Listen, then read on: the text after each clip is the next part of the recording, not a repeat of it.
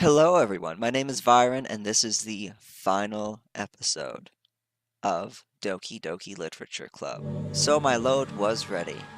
I did have to drive a little while, and I am currently on my break. It looks like Monica waited very patiently. She was probably very happy to travel with me for a little while. Uh, and here she is, greeting me upon my return. Hi again, Byron.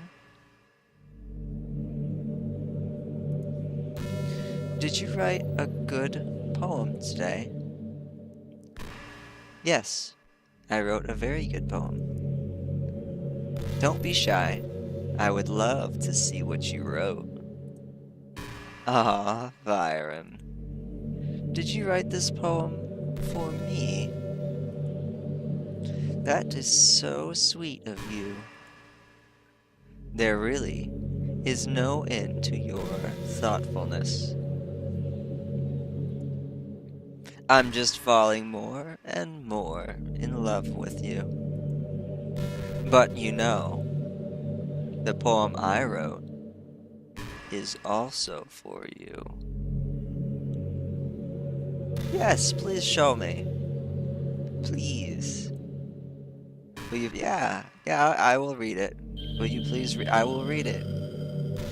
I will read your poem, Monica.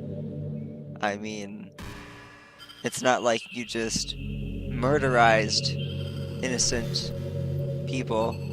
Murderizer. Happy M. Pen in hand, I find my strength. The courage endowed upon me by the one and only love. Together, let us dismantle this crumbling world and write a novel of our own fantasies. With a flick of her pen, the lost finds her way. In a world of infinite choices, behold this special day.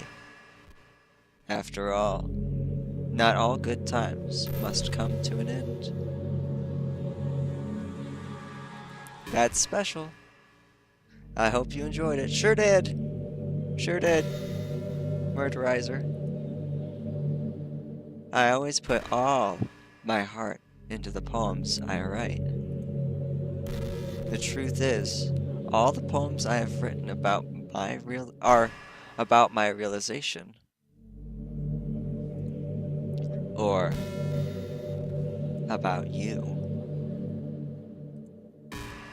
That's why I never really wanted to go into detail about them. I didn't want to break the fourth wall, I guess you could call it. Well, about that whole not wanting to break the fourth wall thing, Monica, I think you not only broke it, but you smashed it down with like a wrecking ball. Ah! It's gone. That fourth wall has been destroyed. We are talking right now, you and me. Let's continue this. I just assumed it would be the best part of the game, like everyone else. Oh, best to be part of the game, like everyone else. Just assume it would be best to be part of the game like everyone else. Like that would help the two of us end up together. Where is Sayuri? Where are the Sayuri files? I require them. Bring them back to me. Give me back my hostage. I didn't want to ruin the game or anything, you know? You might have gotten mad at me. Maybe even deleted my character file if you preferred playing without me. I think I know exactly how to win this game. Like, I know how to end her. But I'm not particularly willing to do it because I'm interested in what she has to say. Gosh, I'm so relieved. Now we don't have to hide anything anymore. Are you ready to spend our eternity together, Byron? I don't really have an eternity, though. I've gotta do driving things. I have so many things to talk about. Where do I start? If it takes me some time to collect my thoughts, I'm sorry. But I'll always have something new to talk about. In the meantime, we can just look into each other's eyes. let's see. Well, this is exhilarating, Monica. Thank you for this. You have very pretty eyes. I've always thought green eyes are very nice. Yeah, that bow. The bow is very becoming of you, and like I really like the space aesthetic. Sometimes I think back to middle school. I'm so embarrassed by the way I used to behave back then. It almost hurts to think about. I wonder if when I'm in college, I'll feel that way about high school. I like the way I am now, so it's pretty hard for me to imagine that happening. But I also know that I'll probably change a lot as time goes on. We just need to enjoy the present and not think about the past. And that's really easy to do with you here. Yeah, the scenery is great. The floor, ooh, the floor, that floor. Where are we going places? Like I can't tell. Like is that just reality that's broken in the background? Well, you're such a good listener, Byron. Thank you, thank you. I really love that about you. Ah, how sweet, how sweet. Sometimes I'm afraid that I'm rambling or talking or boring about boring things. It makes me kind of self-conscious when I'm having a conversation. But I don't feel that way about you. Like, I don't think anyone else could make me feel this way. You're really special. Oh, thank you. Thank you, Monica. Thank you, Monica. You just, like, made my friends commit suicide. Like, a very unsavory individual, but thank you. Thank you. I will never forgive you, but thank you. Ever, ever, ever, Monica, ever. I don't want anyone to tell you otherwise.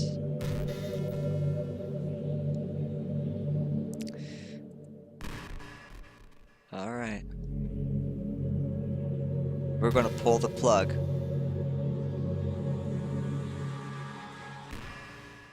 Oh, that didn't work. I actually have to...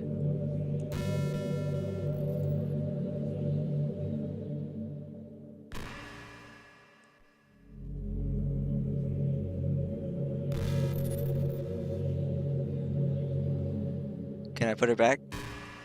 Can I put her back? Can I play with this? No. What's happening? Byron, what's happening to me? It hurts. It hurts so much. How do you think the others felt? How do you think it felt when they get stabbed? I mean, though, she seems self-conscious. So, like, maybe I just killed the only self-conscious individual in this game. Like, everyone else was just a program, and I just pulled the plug. I'm the only being, like, entity here. Help me, Byron. Oh, no. Don't make me feel bad about that. Please hurry and help me. How can I feel bad about that? You took away my Sayori. You took away my hostage. Retribution. You're there. You're there. No, no, no, it's there. I put it back.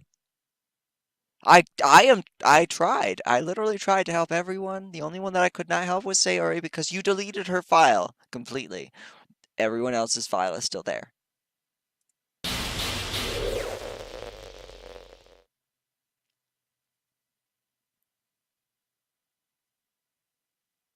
Did you do this to me? No, no, I didn't. No, no, it wasn't me.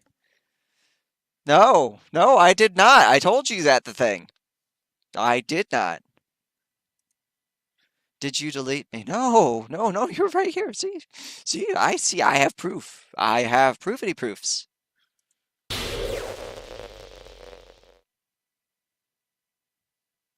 How could you?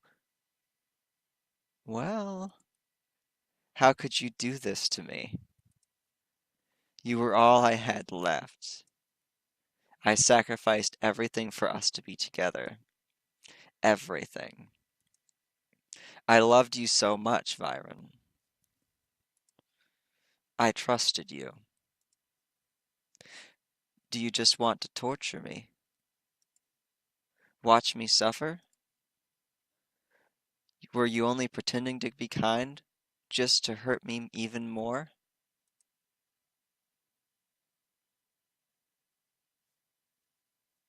I never thought anyone could be as horrible as you are. You win, okay? You win. You killed everyone. I hope you're happy. There's nothing left now. You can stop playing. Go find some other people to torture.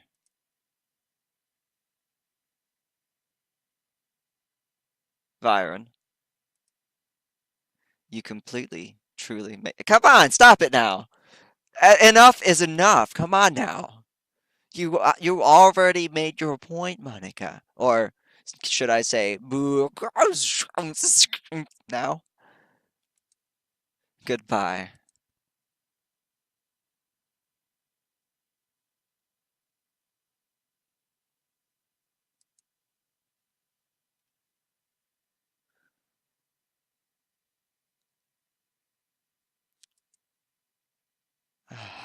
I still love you. I can't help it. What's wrong with me? How horrible am I for you to hate me this much? All my friends. I did so many awful things. So many selfish and disgusting things. I shouldn't have done any of this. I'm just messing up the world I don't even belong in. A world that you wanted to be part of. I ruined it. I ruined everything. Maybe that's why you deleted me. Because I destroyed everything that you wanted. How could I do that to someone I love? That's not love. That's...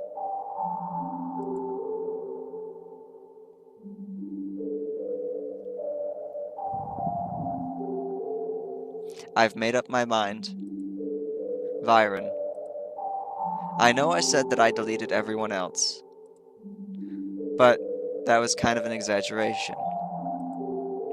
I couldn't even find it in myself to do it. Even though I knew they weren't real, they were still my friends, and I loved them all. And I loved the literature club.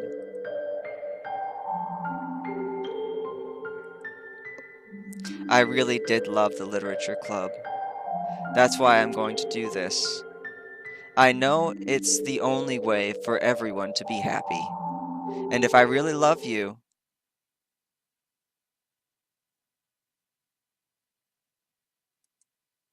then...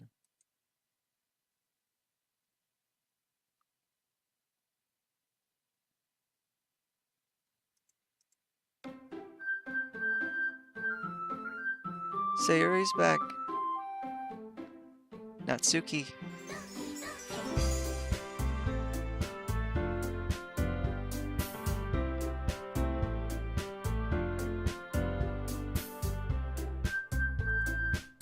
Natsuki, Sayori, Yuri. Monica! Ha! I still have you saved somewhere. Oh, man. Load? All empty. New game? New game, I guess.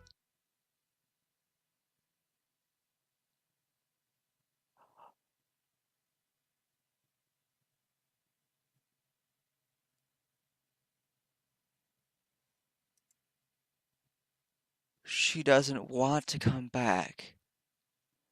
I put her back because she deleted herself and she doesn't want to come back. Oh, man. Like, all of this, like, I, in order to progress the game, deleted the one individual who was self-aware. And now that I put her back into the characters, I didn't actually think that anything was going to happen with me putting her back there. She is aware she doesn't want to come back. She's going to delete herself again. Yeah, she deleted herself again. It's an ordinary school day like any other. As usual, I'm surrounded by couples and friends and groups walking to school together. I always tell myself it's about time I meet some girls or something like that. Hey, Byron. Sayuri.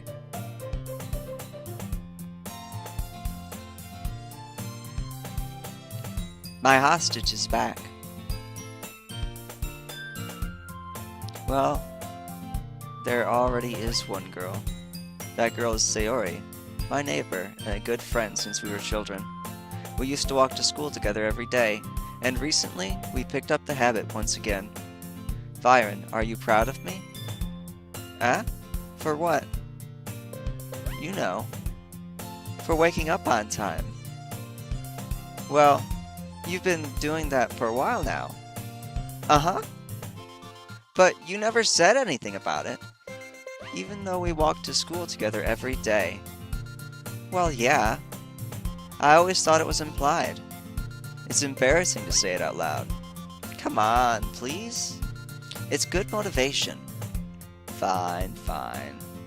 I'm proud of you, Sayori. We cross the street together on our way to school. As we draw near, the streets become increasingly speckled with other students making their daily commute. By the way, Byron, have you decided on a club to join yet? A club? I told you I'm really not.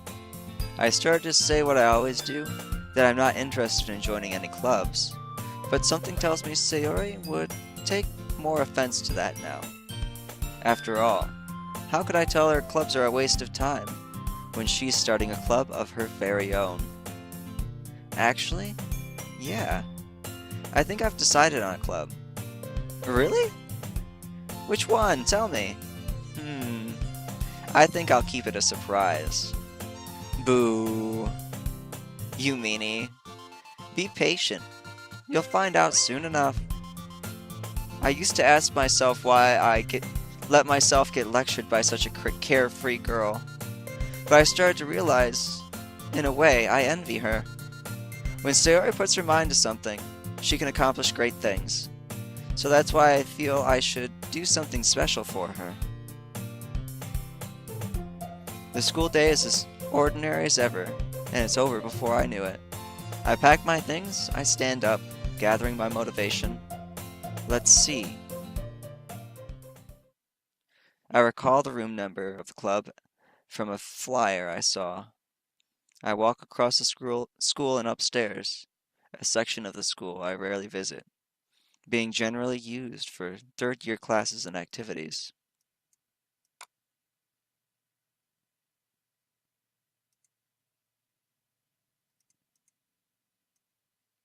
I was just curious to see if she left me a note. Before long, I find the room. I timidly open the door in front of me. Hello? Byron. What are you doing here? Well, I glance around the room. Huh? So, you're Byron that Sayori's always talking about. Thank you for stopping by. It's a pleasure to meet you, Byron. We're the Literature Club. I hope you enjoy your visit.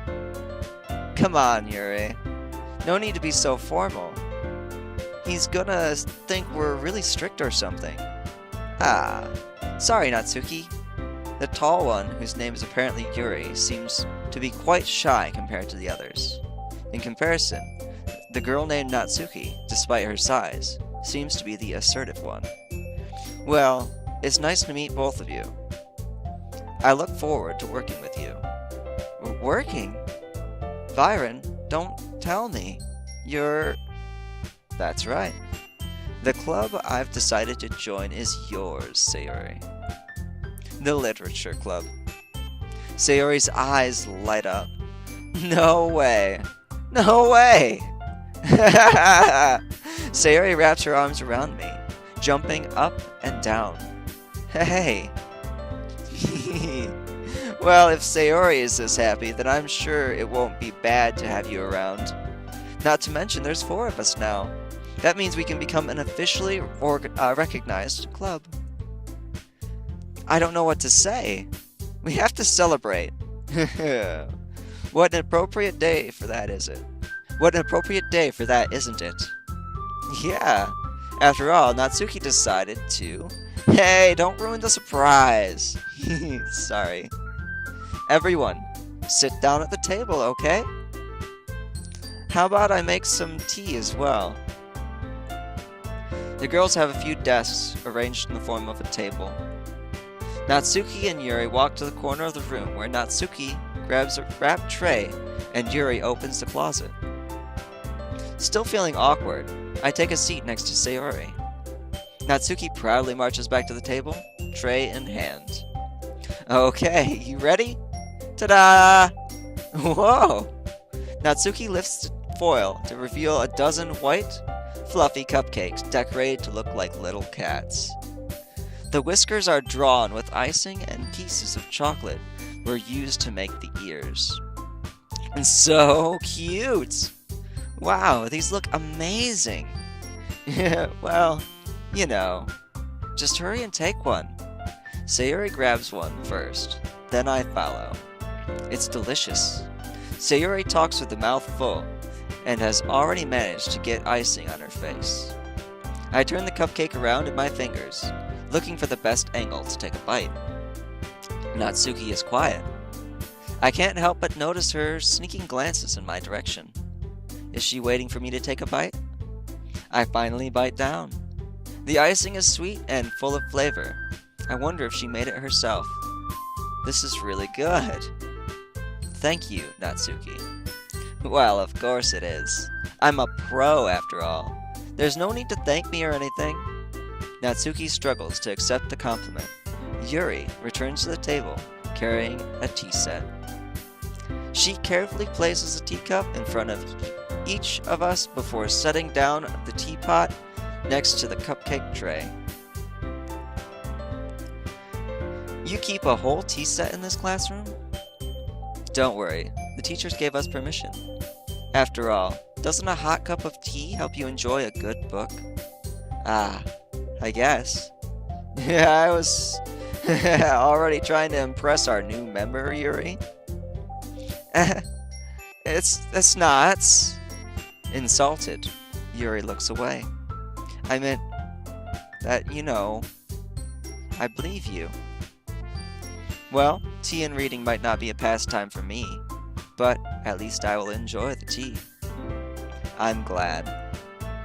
Yuri faintly smiles to herself in relief. So, Viren, what kinds of things do you like to read? Well, considering how little I've read in the past few years, I don't really have a good way of answering that. Manga. I mutter quietly to myself, half joking. Natsuki's head suddenly perks up. It looks as though she wants to say something, but she keeps it quiet. Not much of a reader, I guess. Well, that can change. What am I saying? I spoke without thinking after seeing Yuri's sad smile. Anyway, what about you, Yuri? Well, let's see. Yuri traces the rim of her teacup with her finger. My favorites are usually novels that build up to a deep and complex fantasy world. The level of creativity and craftsmanship behind them is amazing to me, and telling a good story in such a foreign world is equally impressive. Yuri goes on, clearly passionate about her reading. She seemed so reserved and timid since the moment I walked in, but it's obvious by the way her eyes light up that she finds her comfort in the worlds of books, not people. But you know, I like a lot of things. Don't feel intimidated if you don't read much, okay? I'm certain we can find something that we have in common. Hey, Yuri? Well, about, you know, the first thing that he said. Manga? That's right. Natsuki tends to read manga in the clubroom. Don't just say it! For some reason, Natsuki seems embarrassed about it. Besides, manga is literature too, you know. So if Byron wants to read some of my manga, then don't try to stop him or anything. Natsuki, I wouldn't do such a thing. However, it could be nice for us to diversify ourselves a little. He can take this opportunity to try something new as well. Wouldn't you agree, Byron? Maybe. Sensing the tension, Sayori jumps in. Maybe we can all try something new. I think this could be fun. And we all get to know each other a little bit better, too. I mean, that's the kind of thing literature clubs do, right? I don't disagree or anything. Yeah. You're right as usual, President. Guess that means you should try picking up a novel or something, huh? Well, that would make two of us. I wouldn't mind doing it if I'm not the only one. Then, as for Yuri... I have to read manga? Jeez. You were the one who suggested we diversify. You should be a little more open-minded. It's kinda hurtful. Hurtful? I didn't realize. With a guilty expression, Yuri thinks to herself, I'm sorry for disrespecting your interests, Natsuki. If you're into it, then I'm sure it's a worthy form of literature. Are you just saying that? No. I've realized my error. So, if you're willing to consider starting a novel, then I'll offer my gratitude by finding a manga to read as well. Really? I mean, it makes me happy that you would do that for me, Yuri. You can trust me to find something that you'll really like, okay? Same here. Perhaps I'll visit the bookstore after the club meeting. Just you? Would you like to come along with me? If you don't mind. Not at all. I always go alone, so... Yeah, me too. This is so cute. Sayori, shut up! That was mean. That was mean, Byron. That was mean, Ditchy Byron. I'll show you some manga there too, okay? Yes. I look forward to it. Natsuki and Yuri start to clean up the food. I guess the meeting's over, huh? Yeah, it looks like it. It's nice to see everyone getting along, isn't it? I think everyone likes you too, Byron. You think so? Well, everyone always seems to get along a little better with you around, Sayori. Ah, Byron. Don't say something like that. It's embarrassing. Well, whatever. I was surprised when you told me you were starting a club. But I think you're pulling it off just fine. We're gonna make the best club ever. Now that you've joined, every day is gonna be so much fun. Hey, Byron. I really want to thank you. I mean, I'm really happy that you joined the club and everything. But the truth is, I already knew you were going to. There's actually something else. I wanted to thank you for getting rid of Monica. That's right.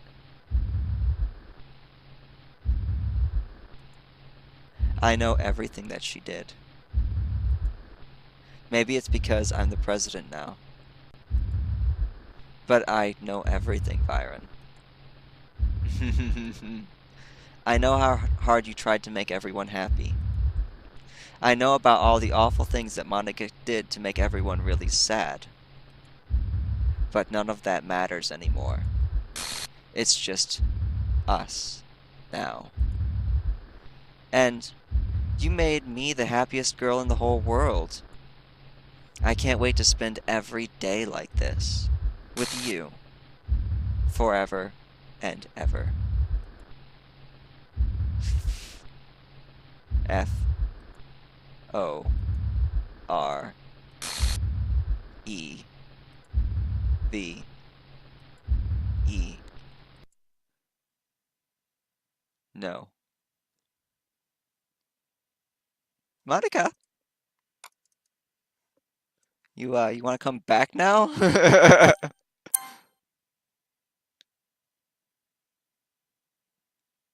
Wait, did that actually work? Did something actually happen there?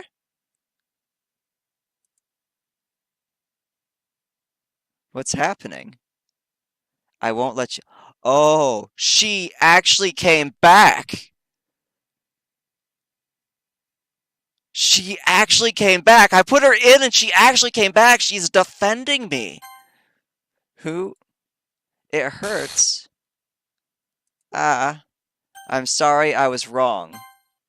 There's no happiness here after all. Goodbye, Sayori. Goodbye, Viren. Goodbye, Literature Club.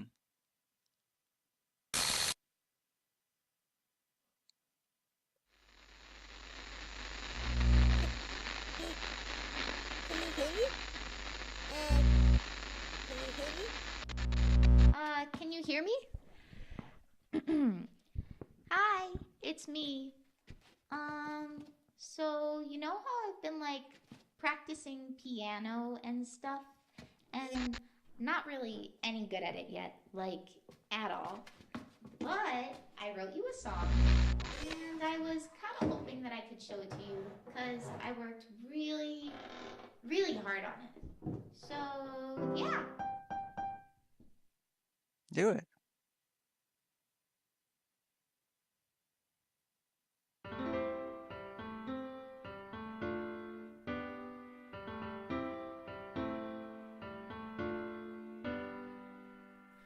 Every day I imagine a future where I can be with you. In my hand is a pen that will write a poem of me and you. The ink flows down into a dark puddle. Just move your hand right the way into his heart. But in this world of infinite choices, what will it take just to find that special day? What will it take just to find that special day?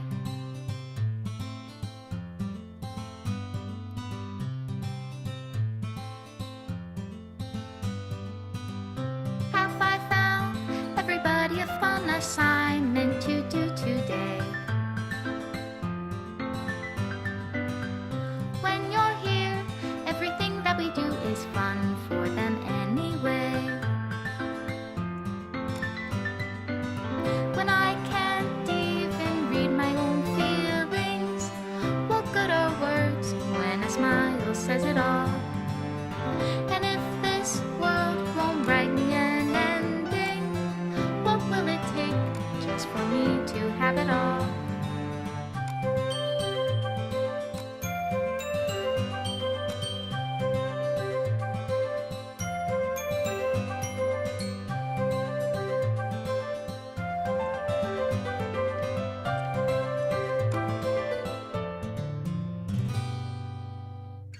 Does my pen only write bitter words for those who are dear to me?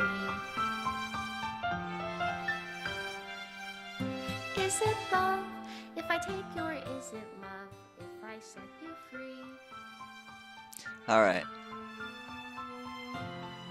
I think she is actually going through and deleting these files, like, that are actually in the game files. I don't know. I don't know what's going on here. But this is real. This game was a beautifully put together game. The way that it made. Special thanks, Monica and Byron. Thank you. Is that the end? Made with Love by Team Salvato.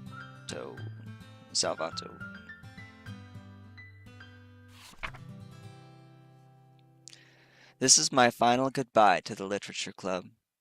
I finally understand the literature club is truly a place where no happiness can be found. To the very end, it continued to expose innocent minds to a horrific reality, a reality that our world is not designed to comprehend. I can't let any of my friends undergo that same hellish epiphany. For the time it lasted, I want to thank you for making all my dreams come true, for being a friend to all the club members, and most of all, thank you for being part of the literature club. With everlasting love, Monica.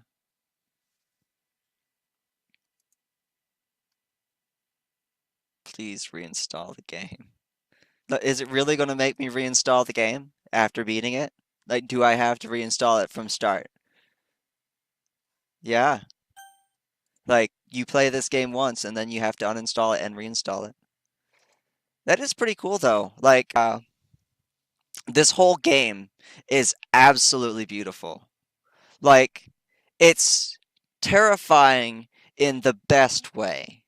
In the way that it's not a jump scare type terrifying. It doesn't hit you with gore after gore after gore. It's not a typical horror game. This gets to you in the best way that a horror game can possibly get to you. It gets to you, the player. It reaches out and it messes with you. It messes with your head. It messes with your mind. It messes with what you think and how you think it. Like, in the end, it feels like just the being the head of the literature club is what gives that epiphany. It's horrifying, but it's beautifully horrifying, if that makes sense. Like there's so much here, and the best part about this thing is it's free. It's 100% free. You can go down and download this in the Steam store right now. It's a free game. From the start to the end, absolutely free. You don't have to buy it, you don't have to purchase it, you don't have to do anything. However, I believe that you can donate to them, and I would highly, highly recommend that you donate because this game is great. They did a wonderful, wonderful, wonderful job putting this together.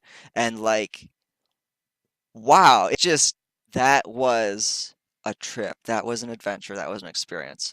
And if you're watching this right now, thank you. Thank you so much for joining me on this adventure. I let myself do as I would. Like, I let myself cry when I felt like crying, laugh when I felt like laughing, uh, be scared when I felt like being scared. I didn't hide anything. I didn't try and hide the fact that I was crying. I didn't try any of that stuff. And thank you so much for being here with me. Thank you so much for having watched this. It means the world to me. You are amazing. I will see you in my next adventure.